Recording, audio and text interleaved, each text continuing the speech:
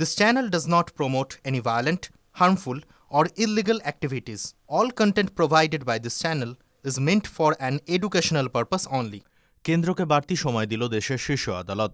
এখনও অধরা চন্দননগরের বসু পরিবারের রুশ গুপ্তচর বৌমা ভিক্টোরিয়া জিগালিনা এবং তার 5 বছরের শিশুপুত্র। তাদের খুঁজে বের করতেই কেন্দ্রের পক্ষে সওয়ালকারীর অনুরোধে সময়সীমা বাড়াল প্রধান বিচারপতির নেতৃত্বাধীন বেঞ্চ। সোমবার শীর্ষ আদালতের প্রধান বিচারপতি সূর্যকান্ত, বিচারপতি দীপঙ্কর দত্ত এবং বিচারপতি জয়মাল্য বাগচির বেঞ্চে চলছিল এই মামলার শুনানি। কেন্দ্রের পক্ষে উপস্থিত ছিলেন অতিরিক্ত সলিসিটর জেনারেল ঐশ্বর্য ভাটি। ল ট্রেন্ড নামক আইনের খবর পরিবেশনকারী সংবাদ মাধ্যমের একটি প্রতিবেদন বলছে, অতিরিক্ত সলিসিটর জেনারেল এজলাসে জানান, ভিক্টোরিয়া এবং শিশুটির সন্ধান পেতে কেন্দ্রের তরফে সকল প্রকার চেষ্টা চালানো হয়েছে। আদালতের নির্দেশ মেনে ইন্টারপোলের রেড কর্নার নোটিশও জারি করা হয়েছে।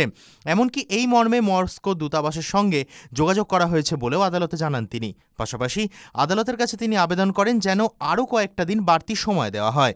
অতিরিক্ত সলিসিটর জেনারেলের কথায়, রাশিয়ার সমস্ত সূত্রগুলিকে আমরা সক্রিয়ভাবে ব্যবহার করছি। আমাদের আরও কয়েক সপ্তাহ সময় দিলে আমরা এই নিয়ে একটি স্ট্যাটাস রিপোর্ট জমা দিতে পারব।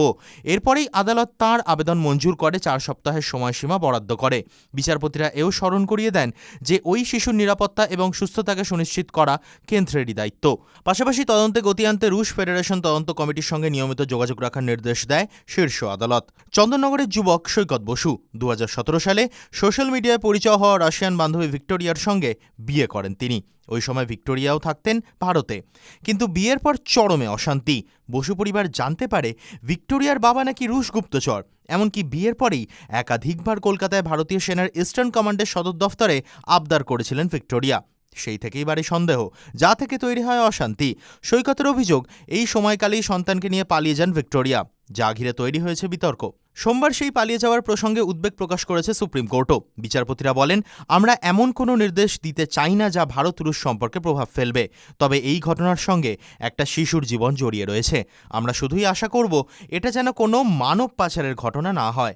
TV9 Bangla digital.